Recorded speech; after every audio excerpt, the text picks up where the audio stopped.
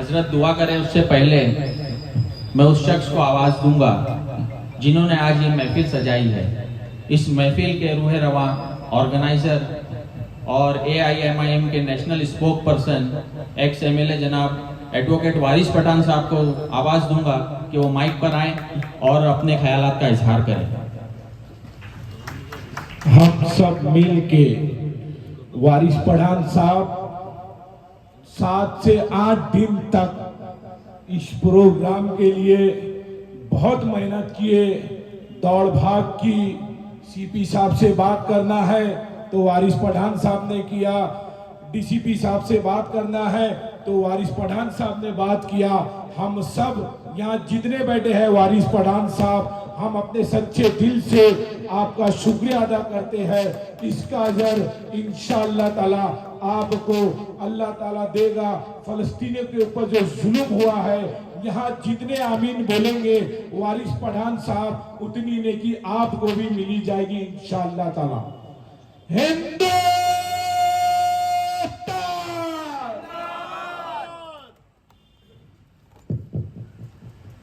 औज़ुबिल्लाहि मिनश्शैतानिर्रजीम, बिस्मिल्लाहिर्रहमानिर्रहीम। शह नशीब पर तशरीफ़ फरमा मुंबई के आसपास के तमाम उल्लेमा इकराम, हमारा सर का ताज, तमाम मुख्तलिफ सियासत पार्टियों के ज़िम्मेदारान, सोशल एक्टिविस्ट, यहाँ पर मौजूद मेरे दोस्त, मेरे बुज़ुर्ग, मेरे भाई और मेरी पर्दानशी माँ बहनें, आज का ये प्रोग्राम दुआ फॉर फ़लस्तीन, इज्तिमाई दुआ फ़लस्तीनियों के लिए नाम से मुनक्किद किया गया। बिल्कुल काफ़ी दिनों से हम लगे हुए थे, मगर क्योंकि पुलिस अपना काम करेगी, मैं अपना काम करता हूँ। मैंने कहा था मैं दुआ करूँगा, उलेमा इकराम की ज़ेर निगरानी दुआ होगी, तंजीम ऑर्गेनाइज करेगी, मैं पूरा सपोर्ट करूँगा। आज हमने माशाअल्लाह तो करके दिखाया है।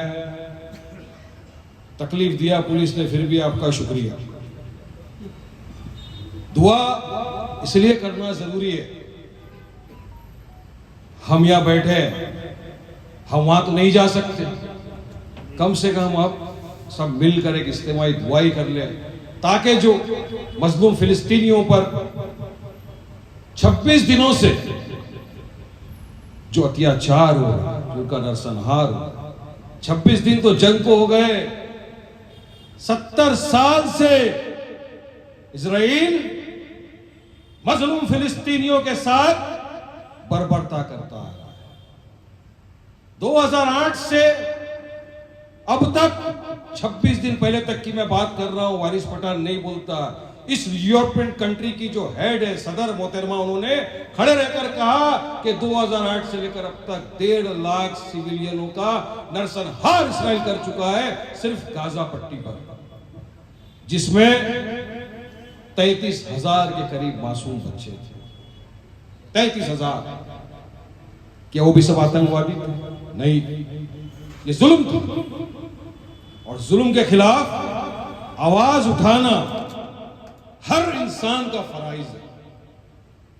आज देश दुनिया देख रही है एग्रेसर कौन है, जुल्म कौन कर रहा है, और ऑपरेशन कौन है, जुल्म किस पर हो रहा है। एग्रेसर इजराइल है और जुल्म जिस पर हो रहा है वो फिलिस्तीनी है। इंसानी तकाजा है कि हमेशा से हमको इंसानियत का साथ देना चाहिए। पूरा हमारा भारत देश भी फिलिस्तीन के साथ खड़ा है, मैं भी फिलिस्तीन के साथ खड़ा हूं। आज यहाँ जितने तमाम लोग आए, मुझे यकीन है कि ये सब फिलिस्तीन के साथ खड़े, क्योंकि इंसानियत का नाम है, और हमारा इंसानियत के साथ साथ आस्था भी। उलेमा इकराम ने बात में कहा अपनी तकरीर के जरिए कि वहां पर हमारा जेरूसलम के अंदर वेस्ट में मस्जिद अक्सा है, बैतुल मुकद्दस है, पहला किबला है। तो आपकी आस्था आस्था है तो हमारी आस्था भी आस्था। और ये कुरान मजीद में इसका फरमान है, ता कयामत तक इसको कोई मिटा नहीं सकता।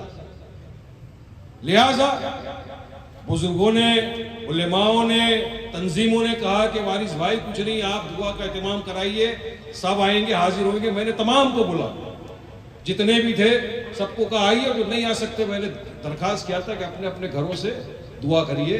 7:30 बजे से दुआ का एहतमाम रखा गया। काफी लोग आए भी, मगर किसी को अंदर आने नहीं दिया, किसी भी वजह से नहीं आने दिया होगा। कायदा कानून होता है, कायदा कानून सबके लिए अलग होता है, वारिस पठान के लिए अलग चलता है, कोई फिक्र की बात नहीं है। लेकिन किया, और इतने सुकून के साथ, इत्मीनान के साथ आप बैठे, आप तमाम का बहुत शुक्रिया।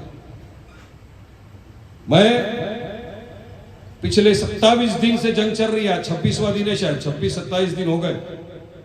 पहले दिन से जब से ये बोल रहे हैं क्या इसको आतंकवादी घोषित करो, हमास को ये बोलो वो बोलो, साहब देखो हमने हमेशा कहा है, और यहाँ जितने बैठे हैं मैं समझता हूं सबकी एक ही मुख्तलिफ राय है कि हम किसी भी वायलेंस का समर्थन नहीं करते। हम आतंकवादी गतिविधियों का किसी भी कीमत पे ना कभी समर्थन किया है ना आगे करेंगे। मगर जिसको यूनाइटेड नेशन ने अब तक आतंकवादी घोषित नहीं किया, जिसको हिंदुस्तान के प्रधानमंत्री ने घोषित नहीं किया, एक्सटर्नल अफेयर्स मिनिस्टर ने घोषित नहीं किया, तो हम क्यों बोलेंगे? अरे आपने तो तालिबान को भी आतंकवादी बोल दिया था, अभी तालिबान के साथ आप ट्रेड कर रहे हो, एक्सपोर्ट 200 करोड़ रुपया दे दिया। हम जो जुल्म कर रहा है उसको आतंकवादी बोलेंगे। और आज पूरा विश्व, पूरी दुनिया रास्ते पे उतरी है, प्लेकार्ड ले लेके हाथ में कैंडल मार्च कर रही है। जहां पर नहीं उतरना बोल रहा है सरकार, वहां भी लोग उतर रहे हैं, लाखों की तादाद में सड़कों पे उतर गए हैं लोग। तो किसके लिए? फिलिस्तीनियों के सपोर्ट में उतर रहे। आज अमेरिका के अंदर जो ज्यूज है, आपने सही बताया मौलाना साहब ने, दरियाबादी जी ने, कि कुछ लोग हैं जो ज़ियानिस्ट लॉबी के लोग हैं, वो इसके टोटल वो ज्यूज लोगों ने भी वहां पे एहतजाज किया है कि अमेरिका सपोर्ट नहीं करना चाहिए इजराइल को इस जंग में।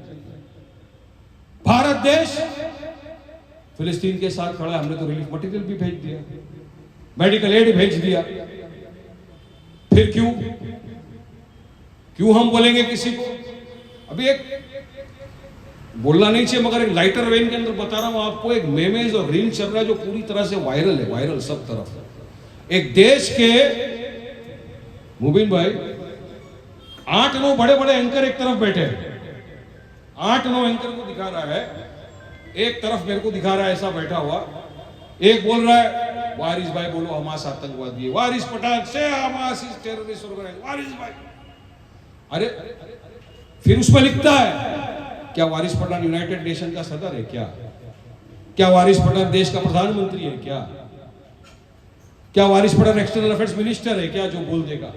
नहीं, मगर मीडिया आपको नहीं बोलेगी, मीडिया आपको नहीं दिखाएगी। वेस्टर्न मीडिया सब चीजें छुपा रही है, मगर ऊपर वाले का शुक्र है कि हमारे पास मोबाइल है, इंटरनेट कनेक्शन है, हम सब देख रहे हैं वहां पर क्या बर्बरता हो रही है, सब देख रहे हैं यहाँ पर लोग। मुझे कहा गया था वारिस भाई आप कोई भड़काऊ भाषण नहीं देना, नहीं मैं कभी भड़काऊ भाषण नहीं देता, मगर लोगों को समझाना जरूरी है, बताना जरूरी है। हम नहीं बताएंगे कौन बताएगा? जवाबदार लोग यहाँ बैठे, इनके सामने बोल रहा हूं मैं। वीडियो देखिए आप, पहले बोल दिया किसी ने कि फिलिस्तीन ने 40 बच्चों की गर्दन काट दी, उसके बाद उसी पत्रकार ने आके कहा कि गलत है, मेरे पास कोई सबूत नहीं है। अमेरिका के प्रेसिडेंट ने कहा हाँ ये गलत है, नहीं होना चाहिए था। बाद में वॉशिंगटन ने प्रेस रिलीज निकाला कि ये बिल्कुल सरासर गलत बात है, ऐसी कोई घटना हुई है। तो इजराइल सिर्फ झूठा प्रोपेगेंडा कर रहा है। हमको हकीकत जानना है, सच्चाई जानना है। सच्चाई ये है बाखुदा कि आज मजलूम फिलिस्तीनियों के ऊपर जुल्म 26 दिन में अब तक इस वक्त तक 8,000 से ज्यादा सिविलियनों का नरसंहार हो गया है। सिर्फ गाजा पट्टी में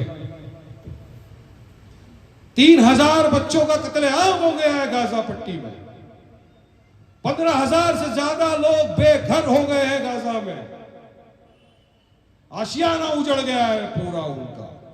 फास्फोरस बॉम्ब जो टोटली बैंड है, इलीगल है, इजराइल वो यूज कर रहा है गाजा पट्टी में। तो क्या ये वॉर क्राइम नहीं है? नेतन्याहू ने जितने भी इंटरनेशनल रूल ऑफ लॉ थे, रूल ऑफ वॉर के, तमाम कानून का उल्लंघन कर दिया। यूनाइटेड नेशन के सदर ने कहा कि इन्होंने वॉर क्राइम किया, तमाम कानून का पालन नहीं कर रहा है। ये एक वैक्यूम था इतने बरसों से जो इस दिन 7 तारीख को हुआ है। तो क्यों हम आवाज नहीं उठाए? देखिए, एक आदमी चलता है, उसके साथ लाखों चलते हैं, सैकड़ों चलती है। आवाज ही आवाज ने खंगोर के रख दिया। हिंदुस्तानी सरकार को भी हमको एड भेजना पड़ा, हालांकि हमारे भारत देश की पॉलिसी रही है। 1977 के अंदर जब अटल बिहारी वाजपेयी देश के एक्सटर्नल अफेयर्स मिनिस्टर थे, तब उन्होंने इसी मंच से खड़े होकर कहा था कि इजराइल ने गैर कानूनी कब्जा कर लिया है गाजा पट्टी पर, पूरे फिलिस्तीन के ऊपर, अरब लैंड पर, और वो कब्जा उसको छोड़ना होगा। महात्मा गांधी ने सपोर्ट किया, नेल्सन मंडेला ने सपोर्ट किया, हम लोग क्यों नहीं सपोर्ट करेंगे? मगर या हमने दुआ का एहतमाम करने की कोशिश की थी तो किसी ने हमको इजाजत नहीं दी, किसी ने परमिशन नहीं दिया, कोई ग्राउंड नहीं दे रहा है, कोई हॉल नहीं दे रहा है।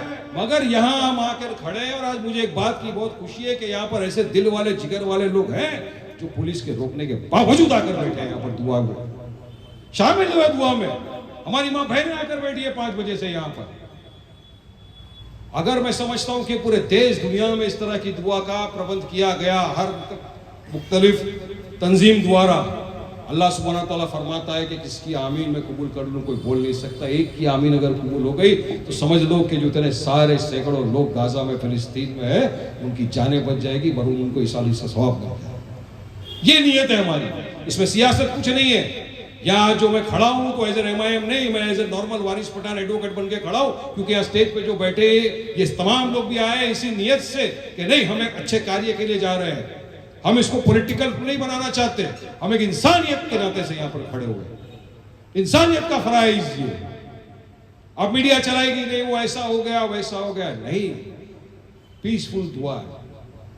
दुआ जहां पर जिस मंच के ऊपर उलेमाए इकराम, मौलाना बैठे हो, उस मंच से सियासतदारों को अपनी जुबान पे कंट्रोल रखना चाहिए, ज्यादा नहीं बोलना चाहिए। मैं भी ज्यादा नहीं बोलना चाहता, मगर दिल जला हुआ है, दिल रो रहा है। मैं इतनी सारी जब लाशें देखता हूं ना ये टीवी पे या मोबाइल के ऊपर, क्योंकि मुझे डिबेट करना होता है, मुझे बोलना है क्या है, दिल धड़क जाता है कि ये क्या हो रहा है।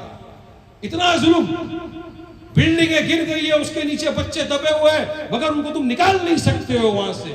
चिल्ला रहे अंदर से, मैसेज मार रहे मोबाइल से कि हम अंदर फंसे हुए, हमको निकालने की कोशिश करो, मगर वहां तक ना बुलडोजर पहुंच सकता है, ना क्रेन पहुंच सकता है, ना निकालने का कोई साधन पहुंच सकता है। ये हालत है आज। हम दुआ तो कर सकते हैं ना, और ये कौन कर रहा है ये हालत? ये नेतन्याहू। लोग इसराइल के फिलिस्तीन के बच्चे हाथ उठा उठा के पुकार रहे हैं अरब देशों को, देखो हमारी तरफ, हम भी जिंदा हैं, हमारी तरफ गौर फरमाओ, मगर किसी के कान में जू नहीं रही। सऊदी अरब ने बोल दिया 1967 का जो बॉर्डर का अकॉर्ड है उसका पालन कर लो। एर्डोगन ने बोल दिया ये जेनोसाइड है, कत्ले आम है, सब कुछ है। ईरान खड़ा हो गया, मगर जुल्म रुक नहीं रहा है, इसको रोकना होगा। हिंदुस्तान, जैसा अभी मुफ्ती साहब ने बताया, दरियाबादी जी ने एड भेज दिया, मदद कर दिए, हिंदुस्तान का उस पर लेबल लग के सामान चला गया टनों के हिसाब से, मगर जब सपोर्ट करने का टाइम आ गया हिंदुस्तान एब्सेंट हो गया वहां से। अरे हमारे पास आज G20 की प्रेसिडेंसी है, पावर है भारत के पास। हम चाहते थे नरेंद्र मोदी जी खड़े हो और बोले कि जो होस्टेजेस यहां पर है तुम्हारे पास, चाहे बुजुर्ग हो, महिलाएं हो, बच्चे हो, या जो होस्टेजेस उस तरफ है, महिलाएं, बुजुर्ग, बच्चे, एक्सचेंज करिए। कर सकता है भारत देश, सीज फायर करिए, हो सकता है। तो हम तो यहां से इस मकसद से यही बोल रहे हैं कि मोदी जी आप आवाज उठाइए, कुछ करिए कि सीज फायर हो जाए, जंग रुक जाए। किसी भी प्रॉब्लम का सॉल्यूशन नहीं है जंग। बेगुनाह बेकसूर फिलिस्तीनी मारे जा रहे हैं और इजराइल को जंग नहीं कर रहा है, वायलेंस नहीं कर रहा है, बदला ले रहा है, गिन गिन के बदला ले रहा है, जुल्म कर रहा है, नरसंहार कर रहा है। वॉर क्रिमिनल है नेतन्याहू, वॉर क्राइम कर रहा है इजराइल फिलिस्तीनियों के ऊपर। हमास के नाम पे मासूम फिलिस्तीनियों का नरसंहार कर रहा है इजराइल। अरे जहां हमास नहीं है वेस्ट में वहां क्यों मार रहे हो तुम? सीरिया में नहीं है हमास, वहां क्यों मार रहे हो तुम? नहीं हमास बहाना है। मजलूम फिलिस्तीनियों को खत्म करना ये इनका निशान है। देखिए हमारा भारत देश भी लड़ा था, जब ब्रिटिशर्स ने हम पे हुकूमत कर दी थी, हमको गुलाम बना दिया था, उस वक्त भारत लड़ा, ब्रिटिशरों को भगाया, दौड़ा दौड़ा के उनको भगाया। जिस तरह भारत देश ने भगाया था ये ब्रिटिश गोरों को, इसी तरह फिलिस्तीन भगाएगा ये इजरायली चोर लुटेरों को। याद रखना एक दिन इंशाअल्लाह ये होके रहेगा। ये हक की लड़ाई है।